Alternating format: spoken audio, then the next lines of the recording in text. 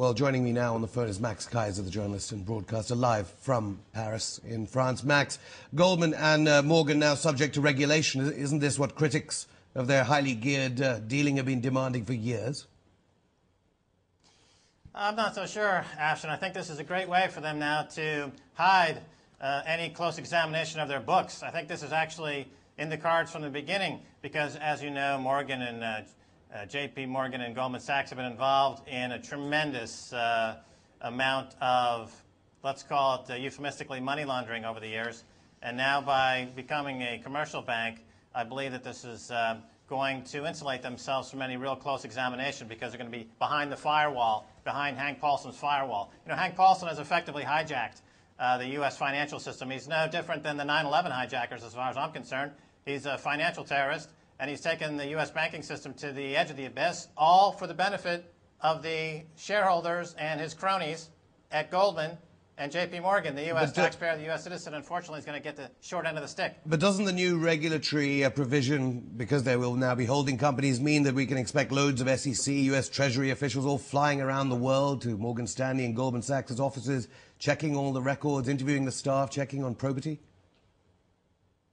Yes, but at the same time, as this coup d'etat has taken place and given Hank Paulson dictatorial powers to determine what is, in fact, the information that should be disclosed or not disclosed, combine that with Bush's dictatorial powers to declare a state of emergency at the drop of a hat, I don't think we're going to see any of this information is going to see the light of day. It's just like, you remember Building 7 on 9/11 is where they had all those Enron records and those Twin Towers collapsing. Was kind of a cover to keep those records from being examined.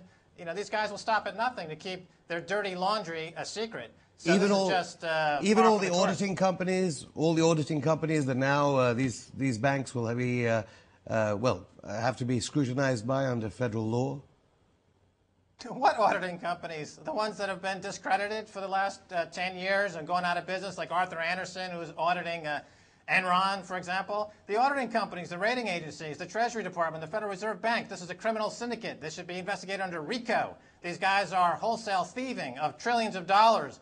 The rest of the world, unfortunately or fortunately, will wake up to the fact that they should probably get out of the U.S. dollar because that's the only tether between the rest of the world and this criminal syndicate on Wall Street headed up by Hank Paulson. So once they figure that out, the dollar goes into permanent decline, and the rest of the world will escape this nightmare of U.S. banking. Hank Paulson has become kind of like a Colonel Kurtz character. He's gone insane. Nobody can stop him. They need to send like a Martin Sheen guy up the river to find him and take him out because he's taking the entire U.S. economy into oblivion.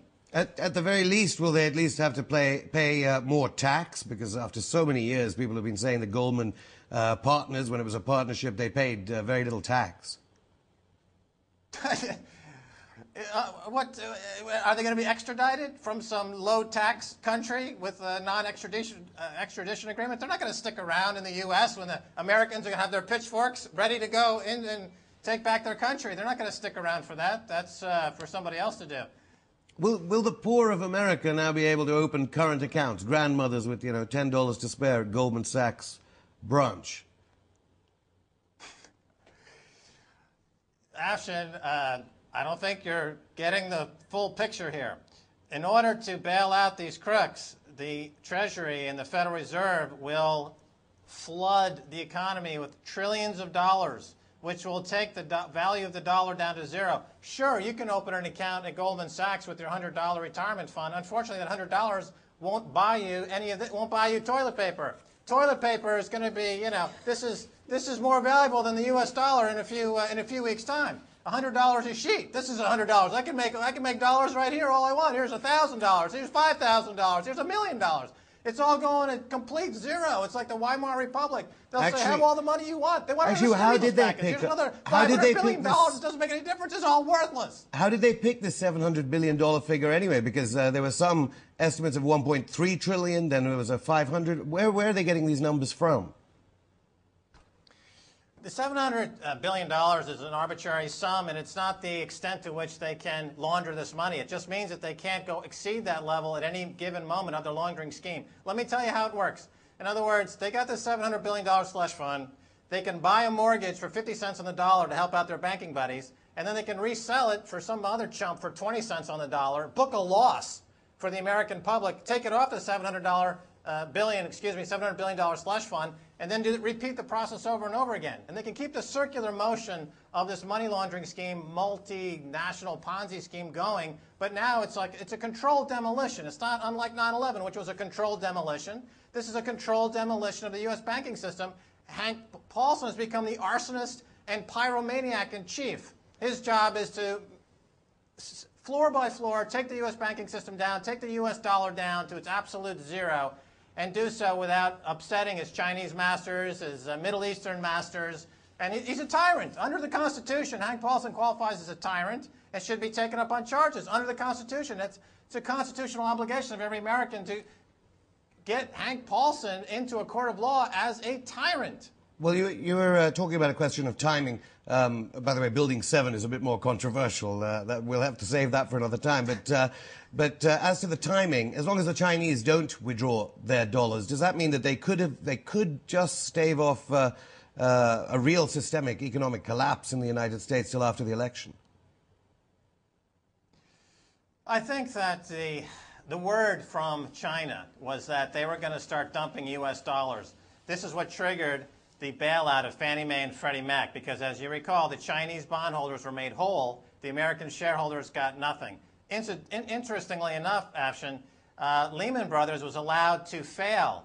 And Lehman Brothers, of course, had a few $100 billion worth of bonds with Hugo Chavez at Venezuela. So America was saying to Hugo Chavez of Venezuela vis-a-vis Lehman Brothers, we're not going to bail you out, but we'll be happy to bail the Chinese out. Of course, the U.S. shareholders get nothing. As long as they keep consuming, that's their only job in their country, is to consume themselves until they can't consume anymore. And of course, that's why the Republicans are against abortion, is because they don't want to do away with any more consumers. They need those consumers to keep eating donuts and liquor and gambling. This is what keeps the GOP going. So they're against abortion because, of course, they need more consumers to keep their coffers filled with more drug addicts, drunks, and gamblers. Max Keiser, journalist and broadcaster. Funny you mentioned Venezuela. I think that's our next story, how the Venezuelan connection hit Lehman Brothers. Well, warships are on their way from Russia. Thank you very much, Max Keiser.